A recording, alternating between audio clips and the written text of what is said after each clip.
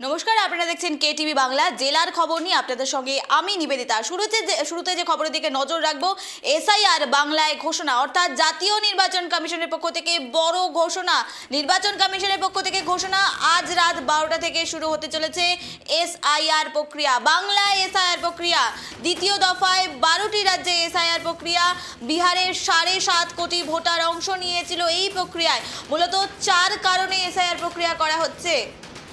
জ্ঞানেশ কুমার, মুখ্য নির্বাচনী আধিকারিক, তিনি আজ সাংবাদিক বৈঠক করে এমনটাই জানালেন। এই মুহূর্তে আমরা আরো বিস্তারিত জানবো। আমাদের সঙ্গে টেলিফোন লাইনে রয়েছে ঝন্টু বড়াই, অধ্যাপক ঝন্টু বড়াই, রাজনৈতিক বিশেষজ্ঞ। ঝন্টু বাবু, আপনাকে স্বাগত। আমি নিবেদিতা। আজকে যে গুরুত্বপূর্ণ বিষয় নিয়ে প্রত্যেকে এই মুহূর্তে আলোচনার বিষয় হয়ে দাঁড়িয়েছে, রাজ্যে এসআইআর প্রক্রিয়া।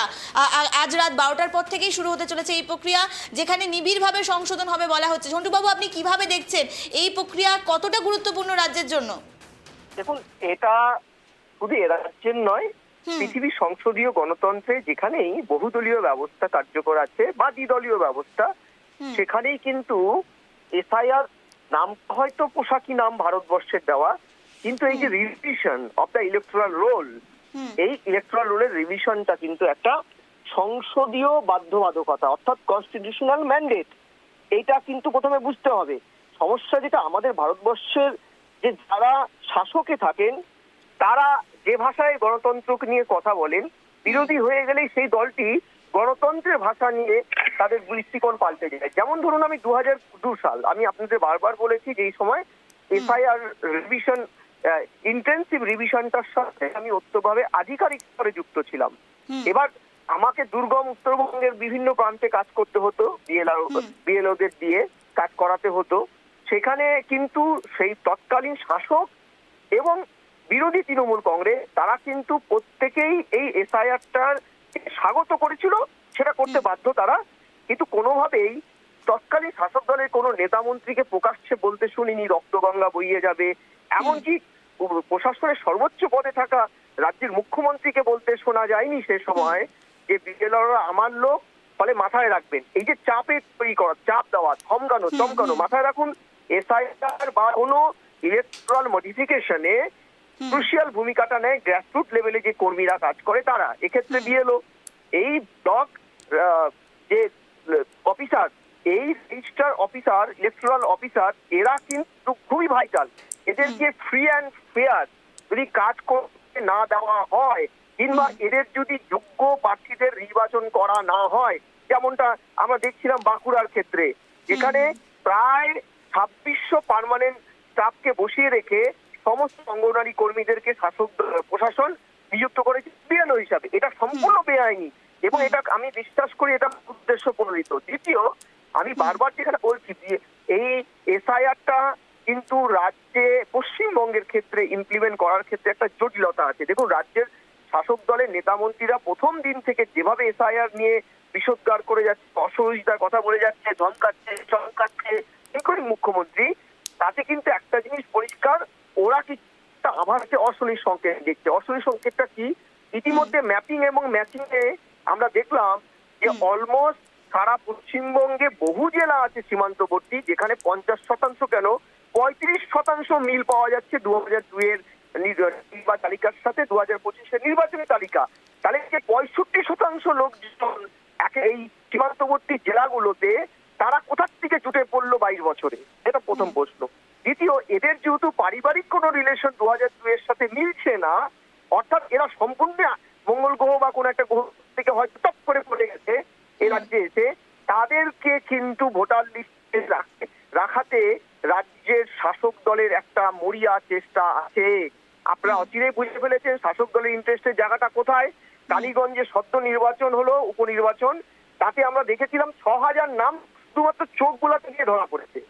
6000 লোক নামের মধ্যে 2394 জন ছিল যাদের কোন রকম ট্রেস পাওয়া যায়নি, আনট্রেসেবল, মানে 2500। একটা উপনির্বাচনে পুলিশে দেখা গেছে যে 2500, 6000-এর মধ্যে 2500 ভোট হচ্ছে ভুয়ো, মানে তাদের কোনো অস্তিত্ব নেই। আর 3500 ভোটার হচ্ছে মৃত, আর কিছু ভোটার আছে যাদের স্থানান্তরিত হয়েছে, এটসেট্রা এটসেট্রা। এইবার প্রশ্নটা হচ্ছে, এই যে আনআইডেন্টিফাইড ভোটার একটা ইয়ের জন্য, বিধানসভা বিধানসভার জন্য এত সংখ্যায়, তাহলে 294টা বিধানসভার জন্য যদি এসআইআর এর মাধ্যমে এটা হয়, ইতিমধ্যে ম্যাপিং এবং ম্যাচিং এ আমরা দেখেছি 2.5 কোটি লোকের কোনো ট্রেস পাওয়া যায়নি এই পশ্চিমবঙ্গে। এই 2.5 কোটির মধ্যে যদি 10 থেকে 12% নিজের আইডেন্টিটি প্রমাণ করতে পারে, বাকিরা না পারে, তাহলে আপনি ভাবুন 2/3 অফ দ্য পপুলেশন এ রাজ্যের, তারা কিন্তু ভুয়ো হিসাবে নির্বাচনের নতুন তালিকা আফটার এসআইআর তারা বাতিল হবে।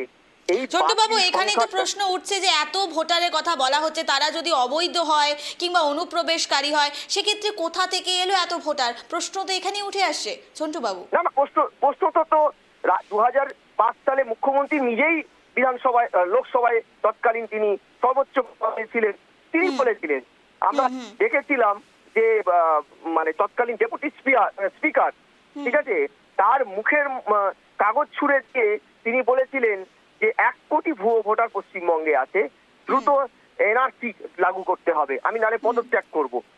এইটা তো তার পরবর্তীকালে তিনি শাসক দলের সর্বোচ্চ নেতা হয়েছে, মুখ্যমন্ত্রী হয়েছেন, কোনোদিন কি তিনি একটা বার বলেছেন আমার ওই পূর্ববর্তী কথাগুলো মিথ্যে? এমনকি তৎকালীন স্ট্যান্ডিং মুখ্যমন্ত্রী আমাদের জ্যোতিবাবু, প্রয়াত জ্যোতিবাবু বা প্রয়াত বুদ্ধবাবু একাধিকবার ভারত সরকার, এমনকি বাংলাদেশের থেকে মানে শেখ হাসিনা ভারত ভ্রমণে আসলে পরে রাজ্যের তৎকালীন মুখ্যমন্ত্রী জ্যোতিবাবু সরাসরি হাসিনাকে বলেছিল বাংলাদেশের অনুপ্রবেশকারীরা আমাদের অর্থনীতি কুড়ে করে খাচ্ছে, আপনি দেখুন। দীর্ঘ বাদ বিতণ্ডা হয়েছিল প্রতিবেশীর একটা রাষ্ট্রের রাষ্ট্রপ্রধানের সাথে, প্রধানমন্ত্রীর সাথে। আপনি ভাবুন, এটা ইতিহাস। এরা কিন্তু কেউ পরবর্তীতে বলেনি এগুলো আমাদের মন গড়া। অর্থাৎ ভুয়ো ভোটারের অস্তিত্ব আছে। সমস্যা হচ্ছে যারা শাসকে চলে আসে তারা ভুয়ো ভোটারের অস্তিত্ব স্বীকার করে না, আর যখনই বিরোধী আসনে চলে যায় তারা বলে বিরোধী ভোটার, এই ভুয়ো ভোটার আছে। অর্থাৎ ভুয়ো ভোটার যে শাসক দলের একটা বড় ধরনের মানে সাফল্যের মূল চাবিকাঠি, এটা কিন্তু তৃণমূলও বুঝে ফেলেছে। তাই দেখুন, এসআইআর নিয়ে 2002 সালে তারা বাহবা করেছিল 28 লক্ষ ভোটারের নাম কাটা যাওয়ার প্রেক্ষিতে।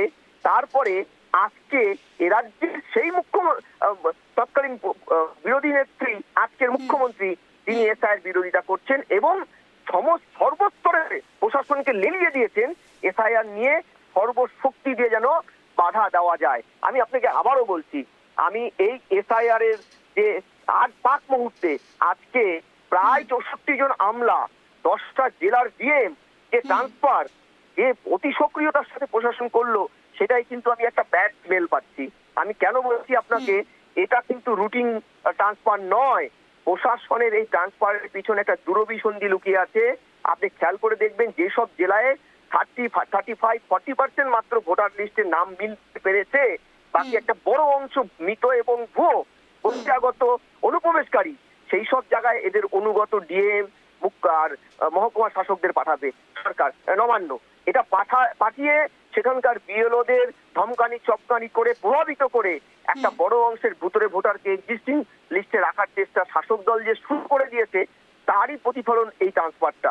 আমি আবারও আপনাকে বলছি, ঝন্টুবাবু, আপনাদের আইটি বিষয়ে জানতে চাইবো। আপনি যেমনটা বললেন, ভুয়ো ভোটার, মৃত ভোটার কিংবা অবৈধ অনুপ্রবেশকারী আর শাসক দলের বড় একটি ভোট ব্যাংক যেমনটা আপনি বলছেন হতে পারে, সেহেতু দাঁড়িয়ে এসআইআর যদি বাংলায় লাগু হয়, আইন শৃঙ্খলার কি কোনো বিশৃঙ্খলা দেখা যাবে আইন পরিস্থিতি নিয়ে?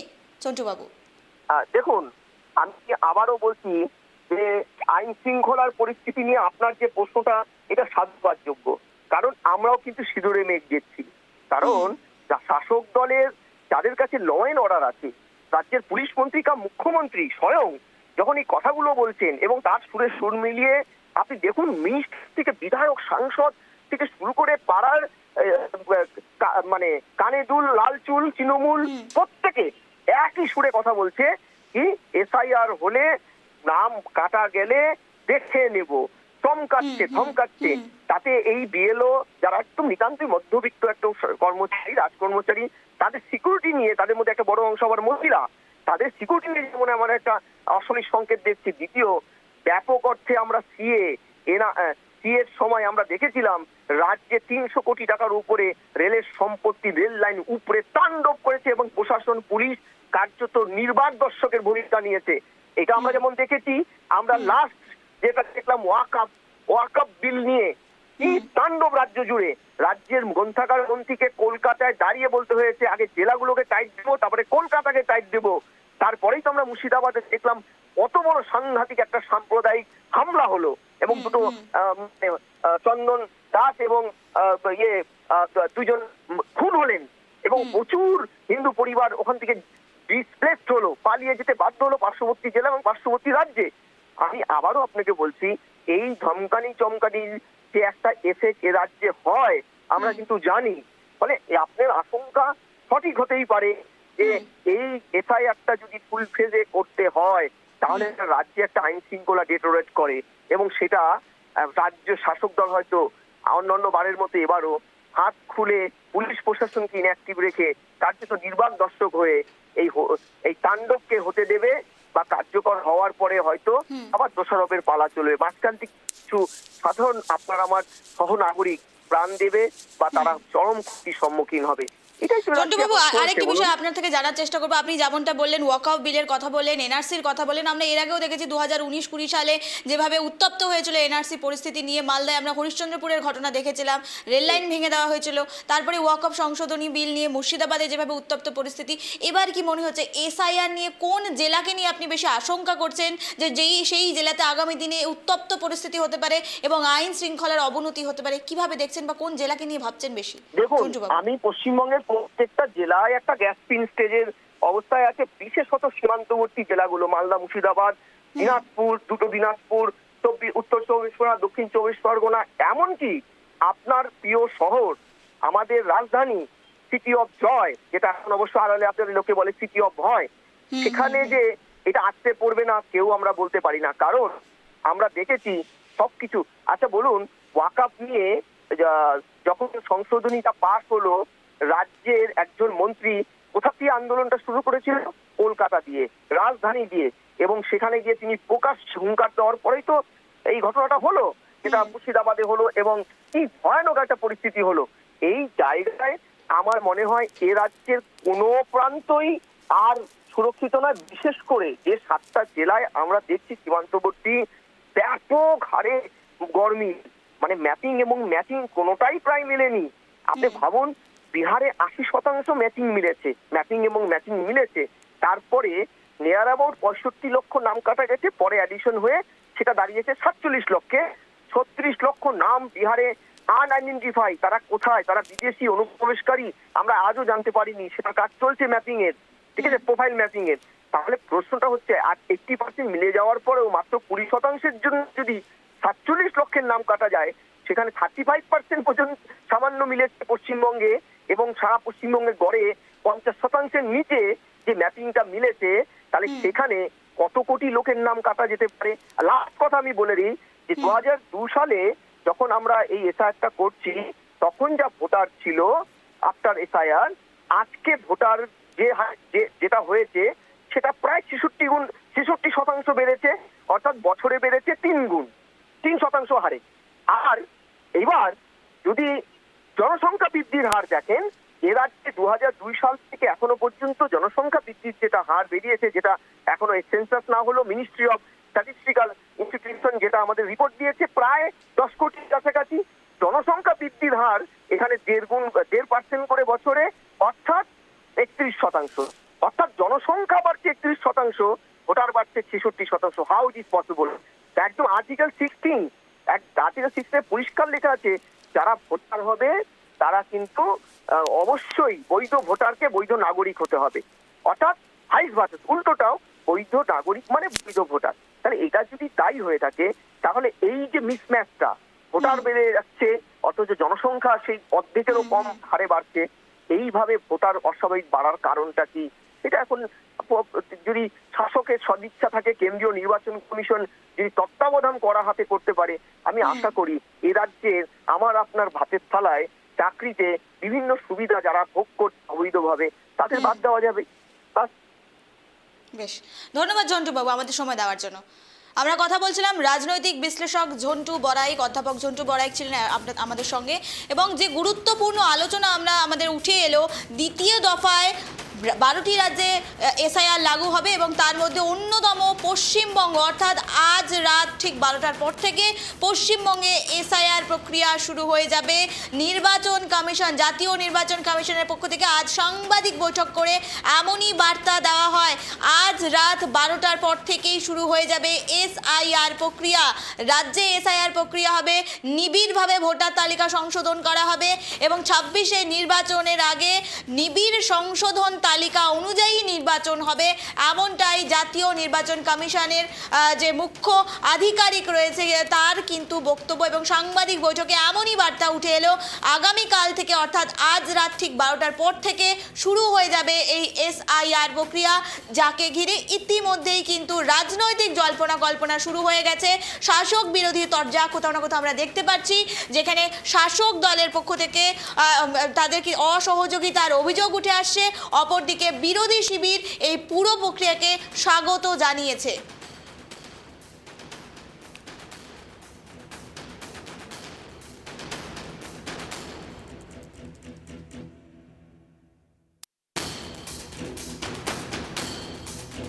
নজর রাখছি এসআইআর প্রক্রিয়ার দিকে, যেখানে আজ সাংবাদিক বৈঠক করে এসআইআর প্রক্রিয়ার দিনক্ষণ ঘোষণা করা হলো। আজ রাত ঠিক 12টার পর থেকেই শুরু হয়ে যাবে এসআইআর প্রক্রিয়া। একজন বিএলও 3বার যাবেন তালিকা সংশোধন করতে। সাধারণ মানুষের বাড়ি, সাধারণ ভোটারের বাড়ি একজন বিএলও একবার নয়, দুবার নয়, 3বার যাবে সাধারণ মানুষ, সাধারণ ভোটারদের কাছ থেকে তাদের নথি, তাদের তথ্য খতিয়ে দেখতে।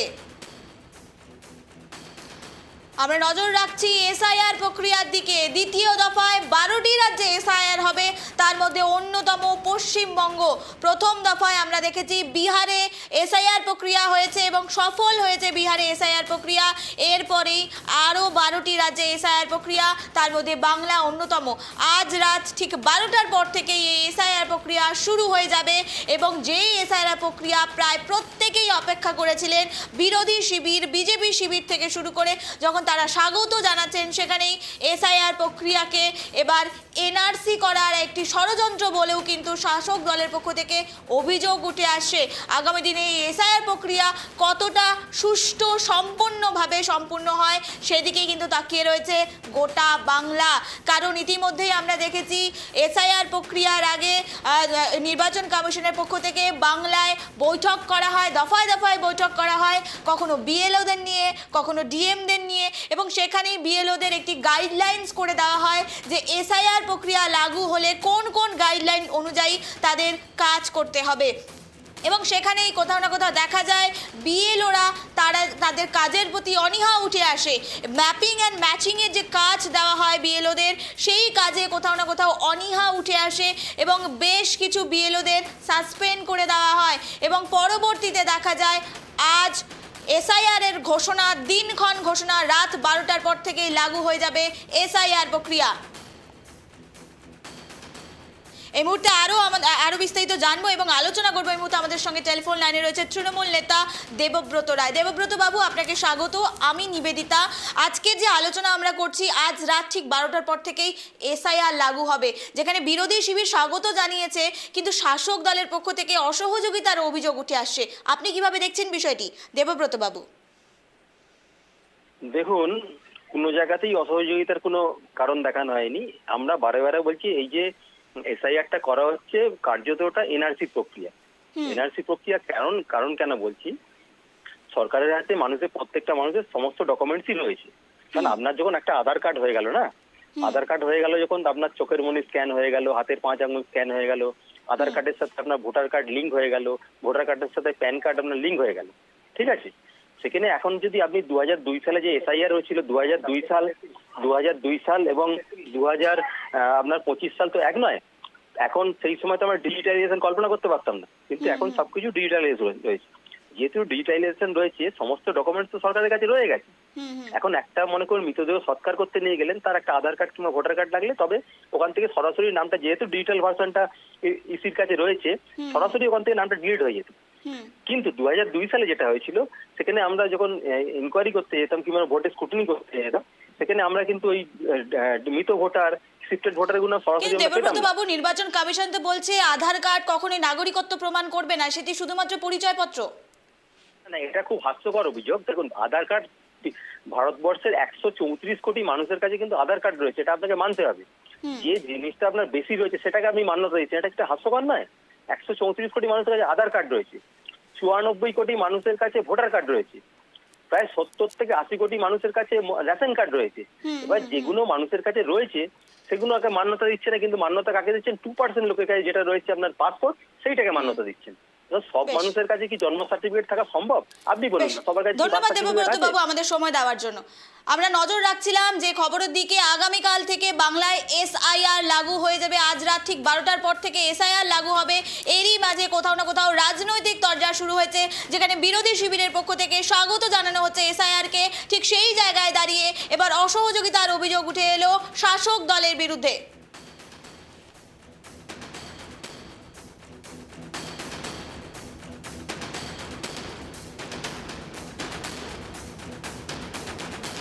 পর থেকে বাংলায় এসআইআর, যেখানে বলা হচ্ছে আধার কার্ডকে কোনো রকম নাগরিকত্ব প্রমাণ করে না আধার কার্ড, এমনটাই নির্বাচন কমিশনের পক্ষ থেকে জানানো হয়েছে। সেখানে দাঁড়িয়ে থেকে তৃণমূল নেতা দেবব্রত রায়, তার সঙ্গে আমরা কিছুক্ষণ আগেই কথা বললাম, তিনি বলছেন নির্বাচন কমিশনের এই যে বিবৃতি, এটি হাস্যকর বিবৃতি। কারণ আধার কার্ড প্রতিটি ভারতীয় নাগরিকের কাছে আছে, সেহেতু সেই আধার কার্ডকে এখন গণ্য করা হচ্ছে না, এটি একটি হাস্যকর বিষয়। এমনই দেবব্রত রায় তৃণমূল নেতার বক্তব্য। আমরা আরও জানবো, এই মুহূর্তে আমাদের সঙ্গে প্রাক্তন পুলিশ কর্তা নজরুল ইসলাম রয়েছেন। নজরুল বাবু, আপনাকে স্বাগত। আমি নিবেদিতা। আমরা যে আলোচনায় রয়েছি, বাংলায় আজ থেকে এসআইআর লাগু হয়ে গেল এবং যেখানে বিরোধী শিবির স্বাগত জানাচ্ছে, শাসক দল অসহযোগিতার অভিযোগ উঠে আসছে, আপনি কিভাবে দেখছেন বিষয়টি? দেখুন, এটা তো খুব স্বাভাবিক ব্যাপার যে সংবিধান নির্বাচন কমিশনকে ভোটার তালিকা তৈরি করার অধিকার দিয়েছে, ভোটার তালিকা ঠিক যাতে তাকে সংশোধন করার অধিকার দিয়েছে। ধরুন, যে লোকগুলো ভোটার ছিলেন কিন্তু মারা গেছেন, তাদের নামটা তো বাদ দিতে হবে। যে লোকগুলো কোনো অস্তিত্ব নেই কিন্তু ভোটার তালিকায় নাম আছে, সেগুলো তো বাদ দিতে হবে। কোনো লোক অস্তিত্ব আছে কিন্তু তারা এদেশের নাগরিক নয়, তাদের নামটা তো বাদ দিতে হবে। এখানে নির্বাচন কমিশনের সমীক্ষা নয়, বিভিন্ন টিভি চ্যানেল যখন ফিল্ডে গিয়েছে তখন দেখা যাচ্ছে যে একটা ভোটে হয়তো 50 জন মরা লোকের নাম আছে, একটা লোক হয়তো 40 জন অস্তিত্ববান লোকের নাম আছে। এই নামগুলো তো থাকতে পারে না। নজরুল বাবু, আপনি থেকে আরেকটি বিষয় জানার চেষ্টা করব। আপনি প্রাক্তন পুলিশ কর্তা ছিলেন। এই যে অভিযোগ উঠে আসে মানে শাসক দলের পক্ষ থেকে তারা অসহযোগিতা করছেন, সেক্ষেত্রে দাঁড়িয়ে থেকে এই পরিস্থিতিতে আগামী দিনে পুলিশের পক্ষ থেকে আইন শৃঙ্খলা ভঙ্গ হতে পারে কি, এমনটা এই বিষয়টিকে আপনি কিভাবে দেখছেন? দেখুন, আইন নির্বাচন কমিশনকে একটা কাজ করার অধিকার দিয়েছে এবং যারা কাজ করবে তারা নির্বাচন কমিশনের নিয়ন্ত্রণে থাকবে। ডিসিপ্লিনারি প্রসিডিং তারাই করতে পারবে। স্টেট গভর্নমেন্টের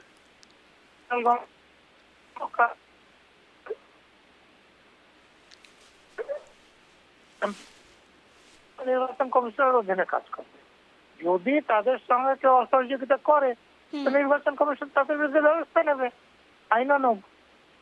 এবং আমি তো মনে করছি যে শাসক দলের লোকদের এই যে সংশোধনীতে আপত্তি থাকার কোনো কথা নয়। যদি একজন এদেশের নাগরিক হন তো তার নাম বাদ দেওয়া। নজরুল বাবু, আপনার থেকে আরেকটি বিষয় জানার চেষ্টা করব। নির্বাচন কমিশন বলছেন তারা যে আধার কার্ড শুধুমাত্র একটি পরিচয়পত্র, নাগরিকত্ব প্রমাণ করছে না, সেহেতু দাঁড়িয়ে বিরোধী শিবিরের ক্ষমা করবেন, শাসক দলের পক্ষ থেকে তারা দাবি করছে যে এটি একটি হাস্যকর বিবৃতি, যেখানে কেন্দ্র সরকারের পক্ষ থেকে এই আধার কার্ড দেওয়া হয়েছে, এখন তারাই বলছেন যে আধার কার্ড শুধুমাত্র একটি পরিচয়পত্র, নাগরিকত্ব প্রমাণ করছে না। এই বিষয়টি কিভাবে দেখছেন? কিন্তু আধার কার্ডেই লেখা আছে যে এটা নাগরিকত্বের পরিচয় নয়, সেটা অন্য কাগজে আমি বলছি না। আপনার আধার কার্ড থাকলে চেক করুন, সেখানে লেখা আছে। অতএব আধার কার্ড একটা পরিচয়পত্র হিসেবে গৃহীত হবে, কিন্তু শুধুমাত্র আধার কার্ডের ভিত্তিতে কেউ দেশের নাগরিক সেটা প্রমাণিত হবে না। বেশ, ধন্যবাদ নজরুল বাবু। আমরা কথা বলছিলাম প্রাক্তন পুলিশ কর্তার সঙ্গে, তিনিও বেশ কিছু বিষয় কিন্তু তুলে ধরলেন। যেমন তিনি বলছেন যেন আগামী দিনে যে আইন শৃঙ্খলা ভঙ্গ হওয়ার বা অবনতি হওয়ার যে একটি সম্ভাবনা দেখা যাচ্ছে, তিনি কিন্তু সাফ জানিয়ে দিলেন যদি কোনো রকমভাবে পুলিশি পক্ষ থেকে আইন শৃঙ্খলা ভঙ্গের অভিযোগ উঠে আসে, নির্বাচন কমিশন তার বিরুদ্ধে পদক্ষেপ নিতে পারে। এমনটাই কিন্তু এক প্রাক্তন পুলিশ কর্তা তার মতামত। আমরা যে খবরের দিকে নজর রাখছি, আজ রাত ঠিক 12টার পর থেকে নির্বাচন কমিশনের বিবৃতি অনুযায়ী রাত 12টার পর থেকে শুরু হয়ে যাবে এসআইআর প্রক্রিয়া বাংলায়। এই এসআইআর প্রক্রিয়া নিয়ে ইতিমধ্যে শুরু হয়েছে জল্পনা কল্পনা। একদিকে যখন বিএলওদের নির্দেশ দেওয়া হয়েছে এসআইআর প্রক্রিয়ার মাধ্যমে, এবং পাশাপাশি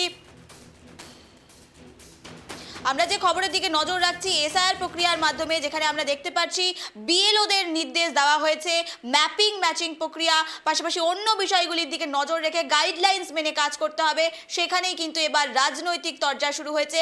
একদিকে বিরোধী শিবির স্বাগত জানিয়েছে পুরো বিষয়টিকে, এবং শাসক দল অসহযোগিতা, এবং বলছে এই এসআইআর নামে এনআরসি লাগু করার চেষ্টা চলছে নির্বাচন কমিশনের পক্ষ থেকে, এবং মদত দিচ্ছে বিজেপি, এমনই অভিযোগ। এ বিষয়ে কিন্তু আরও অন্যান্য আপডেট নিয়ে আপনাদের সঙ্গে এসে উপস্থিত হব। ততক্ষণে যেন প্রত্যেকে সুস্থ থাকুন, চোখ রাখুন কেটিভি বাংলার পর্দায়।